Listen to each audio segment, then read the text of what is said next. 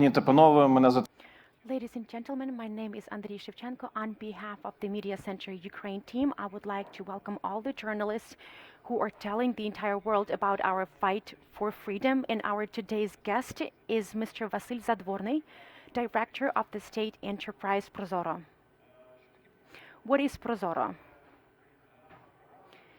It's a software program and it's an e-auction platform that Ukraine uses for public procurement, and we've been using this system since 2016.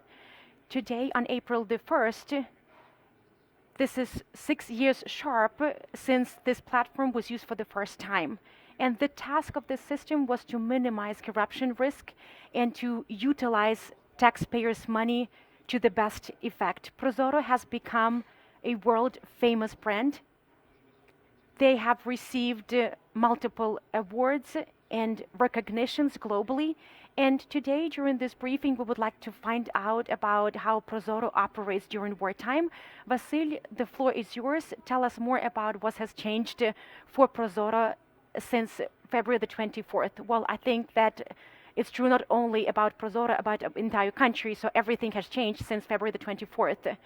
We do understand that during wartime, you cannot really carry out procurement in the same manner as before the war.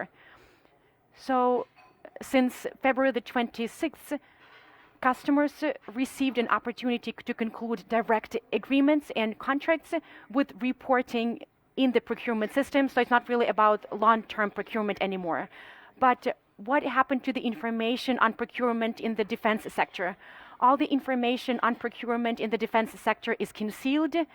You can access the relevant section and you will not really find anything. This information is not visible. It's temporarily hidden and concealed, and there's protection there for the aggressor not to be able to get access to this information. And it's true not only about the ongoing procurement, but about all the procurement since the onset of the system. How is the public procurement system operating right now? Most public procurement is taking place directly. There are no open competitions and tenders, and first and foremost, it's related to the need for speed.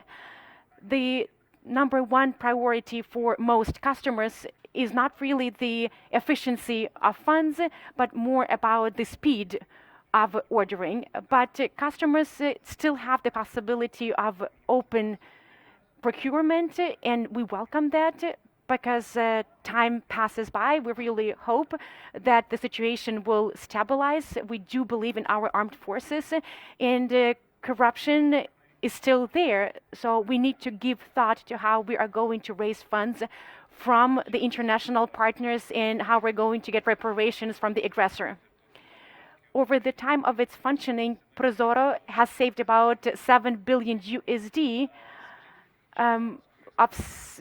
for the Ukrainian citizens. So what is the benefit of ProZorro for Ukraine, for the country, and from the private sector? To answer this question, we need to understand the basics behind the new operations. Before the beginning of the war, our focus was on the most effective use of funds.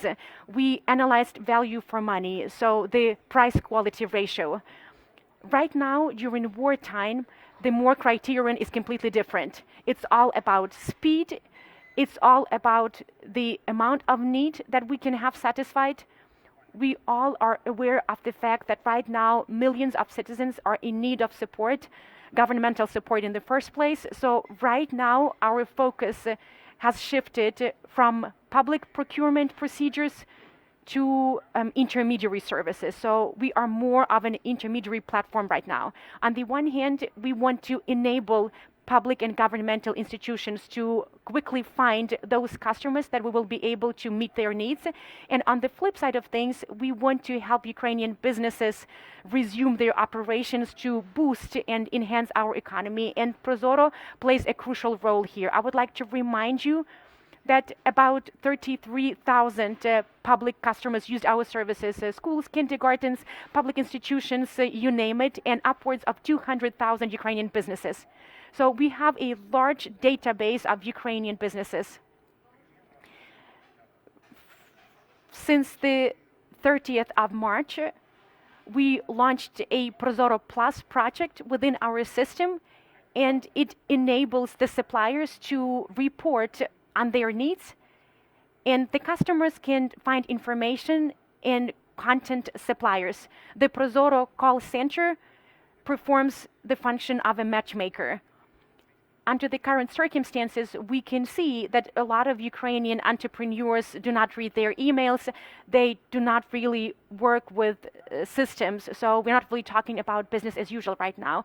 Our task in the near future is to provide Ukrainian businesses with possibilities to meet their needs, to find new partners, to find new logistic companies. As per our survey, about 15 to 20% of companies that used to work with the public sector terminated their operations. They are not able to contribute to our economy right now. And we also want public customers to quickly find the suppliers of essentials, because everyone is in need of the same things: food products, furniture, sleeping mats, sleeping bags, fuel, some standard things.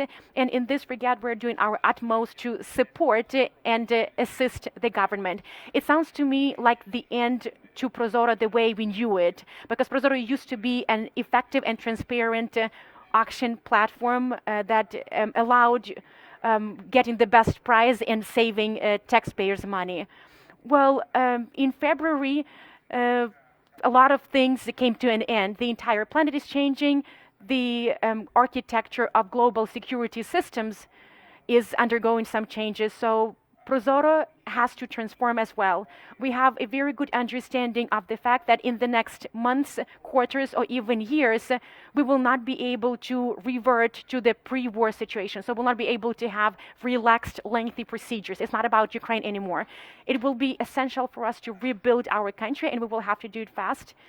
And on the other hand, we will have to implement some safeguards, because we don't want to promote this colossal corruption, because there will be a risk of embezzlement. The rebuilding of our country will envisage enormous funds. So ProZorro as a public procurement platform is not there anymore, but we have taken on a new capacity, and this is true about the entire country. Let's have a look into the future when we win the war, when we get down to the restoration of our country, and that will require colossal budgets with the elevated corruption risks. What can ProZorro do, and how can ProZorro contribute? This is something that we are doing already now, and these are simple things that we started talking about a long time ago. ProZorro can already offer registers of so-called qualified suppliers. So we select reliable suppliers once. These are the suppliers that we trust, that we want to work with. We can add more suppliers, or we can exclude certain suppliers in case of violations. We can also offer the same mechanism of transparency, especially if we're talking about the use of enormous funds, donors' funds. We have a clear understanding of money being spent on projects, services, and goods. As any platform, we can compare orders of citizens on the one hand, and the capacities and capabilities of Ukrainian international businesses on the other hand. And this way we will be able to forge synergies via liberal market mechanisms. How did the war affect you personally and other staff of the company? Fortunately, the staff of ProZorro were affected by the war more from a mental perspective than a physical one. It's hard for me to say something about myself. I don't want to complain. I was not in the eastern part of Ukraine, and I want to take my hat off to those people who are fighting for our country, because the greatest burden is on them. The system did not stop operating for a second. We continue working. State-owned enterprises and public institutions recovered from the first shock of the war quite quickly, and we are doing everything possible to support our government. So it's not really about preserving ProZorro as a platform, it's more about helping our country win the war and come out even stronger. Vasyl Zadvornyi, Director of the State Enterprise ProZorro.